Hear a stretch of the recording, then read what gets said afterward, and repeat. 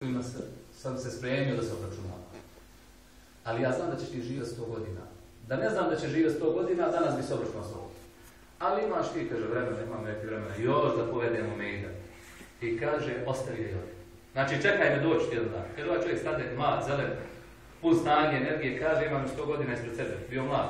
Kaže, mogu ja malo da se opustim. Krenu, zaluta, nikad mu više šeitan ne dođe, on ode stazama šeitana. Dakle, našao je način i metodu sa jednom riječju da ga uništi. Dakle, došao mu i rekao, duga nada, dug život, 100 godina će živjeti, ne boj se. Imaš vremena za ibadet, imaš vremena za konflikt sa mnom. I kaže, ovaj čovjek zaluta i ode s tramputicom ili zaluta, ode šeitanskim putem, a Iblis ga ne dotače, niti on Iblisa. I to su poruke kako šeitan prilazi svakom onaj. Zato Omer ibn Khattab radijallahu anhu, čim je osjetio?